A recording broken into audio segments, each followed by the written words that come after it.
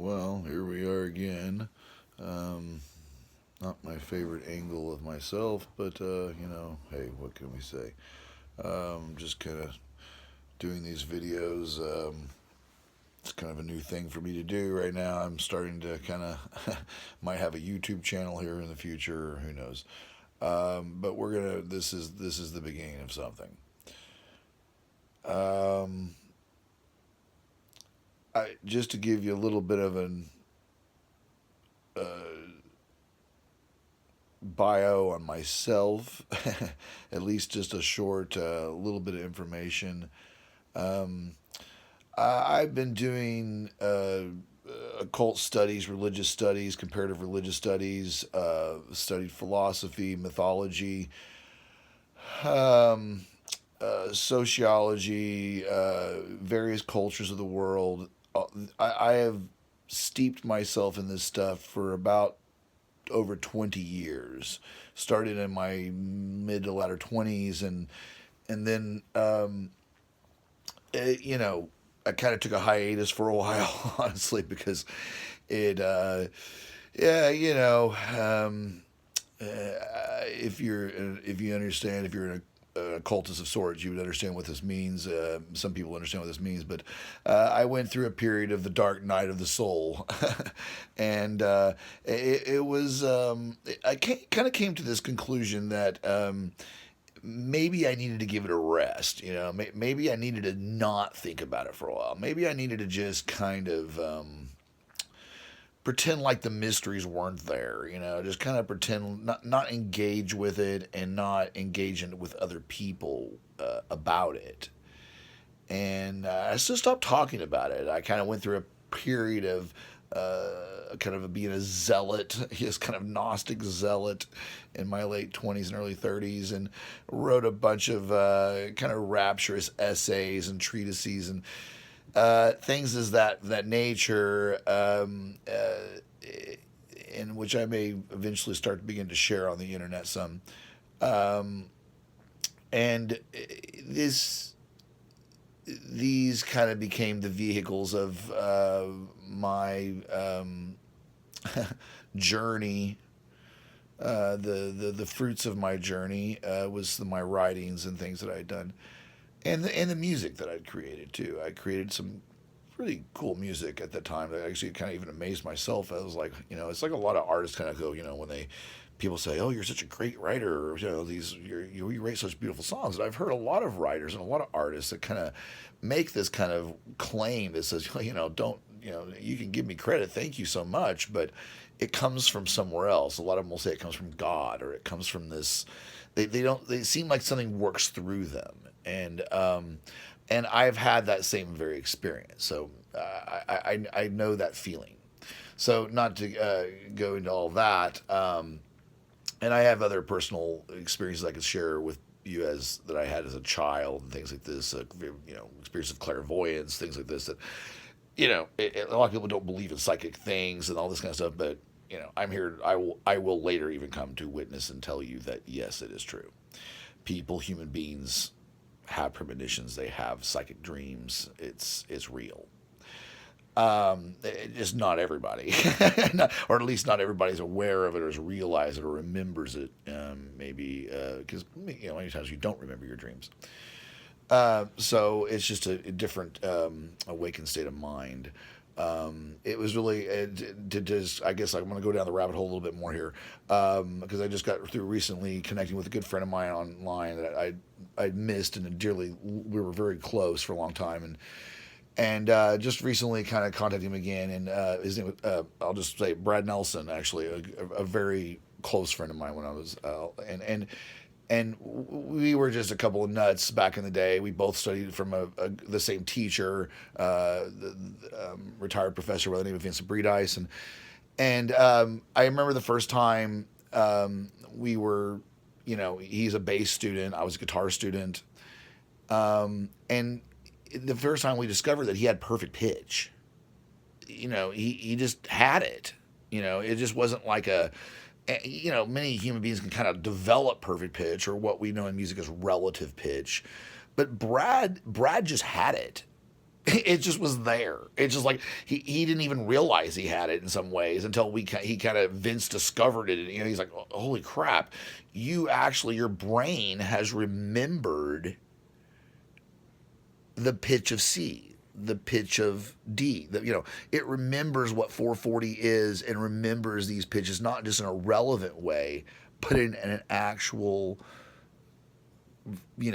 real way. Like they literally like a recording of it. I'm pretty close myself. I mean, because I've studied music for so long, my pitches, I wouldn't say perfect per se, it's like perfect recall to pitch, but it's if I meditate a little bit and kind of still myself, yeah, I'm pretty close. And my relative pitch is really acute just because I've studied music and stuff like that, and understand what I'm hearing when I listen to it. But so what I'm trying to say is that some things are kind of just the brain just naturally has it. It's naturally open to it. It's not saying that maybe you couldn't do something to, make that happen, open it, or open that door of perception, so to speak, as with Jim Morrison, Aldous Huxley, I think anyway, I believe the reference in the book he was reading, Doors of Perception, and all this, the hippies with the LSD tripping and all this, psychedelics and all that. I mean, not to go into all that subject, but I'm just saying, yeah, sure, maybe you can push it over, but some people just have it naturally, is basically what I'm saying. That they don't have to take LSD. They don't have to, you know what I mean? It's like there's an album called Seventh Son of a Seventh Son by Iron Maiden, which comes from some legends of, the idea of this seventh, anyway, there goes back to a tale, a legend, and of this kind of human being who's born kind of with this power of clairvoyance and power of psychic power. And they didn't ask for it. They didn't, they just have it. They are the seer. They can't, and sometimes people with like natural abilities like that, they do wind up kind of being persecuted. They are kind of, questioned. They are like, yeah, who are you? This superpower? We don't, and maybe eventually, I mean, I'm sure there's a lot of people that, maybe women, men, or whatever, that were put to the stake a long time ago because it scared people. It scared people because you were different, and they didn't understand how you could have it, and they didn't. And so, it seemed unnatural to them.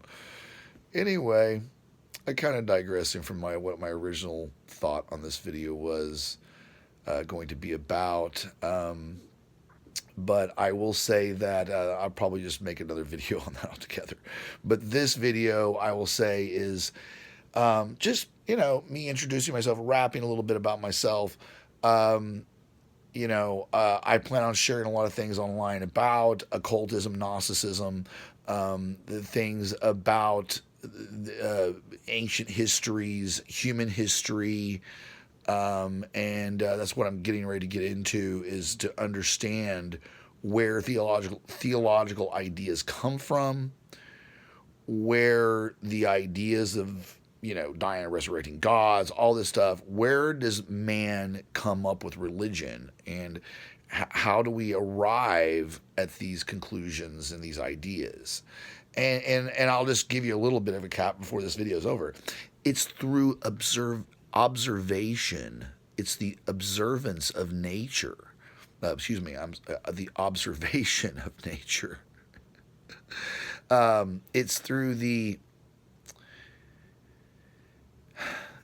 through people looking at the sun, the yearly cycle, and people experience this from, ancient of yore, since the Stone Age, since the beginning of civilizations, and since the beginning of human history, we know it. So human beings, the cycles of life, and this particularly nature, and they saw themselves as being a product of nature. of the goddess to them, that was the mother nature. That's why it's so funny, we always forget, like, Christians are like, oh, we don't believe in a goddess, but they still talk about mother nature. They still personify nature as this feminine thing, and we don't seem to have a problem with that. We don't say Father Nature, we say Mother Nature, and it's so embedded in the psyche that we don't even, we don't question it. It's just, anyway. So these are the things we're going to talk about. We're going to talk. This is not just about a religion. My wife, sometimes she'll be like, "Oh my gosh, Jimmy, we're going to have to talk about, the Christian. We're going to talk about Jesus. The age-old debate between orthodoxy and Gnosticism.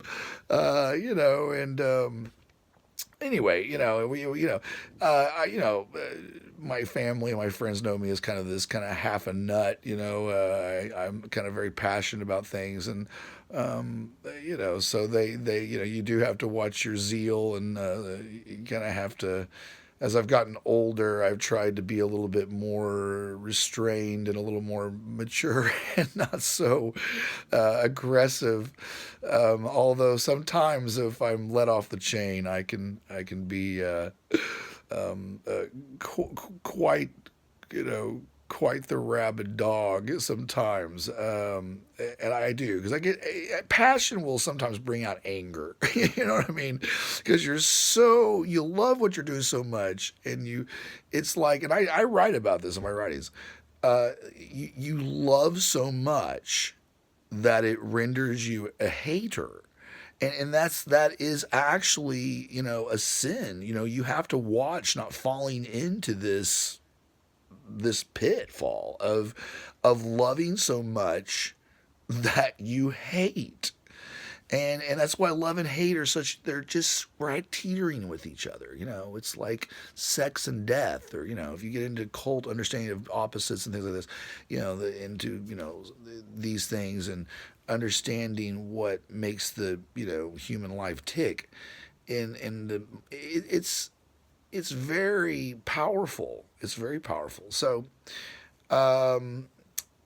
anyway, I will stop the video there. Thank you for listening. I will continue, doing videos, and I hope that people will begin to watch these and share these, and get the buzz going, because I'm looking to get the buzz going. I want to be a champion for the truth and honesty in this subject, and I think there's a need for it.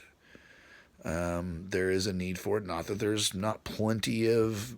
If you go on YouTube, there's plenty of. If you look up Gnosticism or whatever, there's plenty of pretty boys with long blonde straight hair. I won't mention any of them. And I like that guy. He's really cool, actually. But there's plenty of people out there talking about this stuff, and elucidate very well and clear. I don't agree with all of them, that's for sure.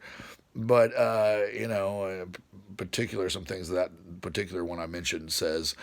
And uses Jung C.G. Jung as an excuse, as a reason for interpreting Gnostic things through the lens of Jung. And I have a problem with this, because it's just, but anyway, I'm digressing.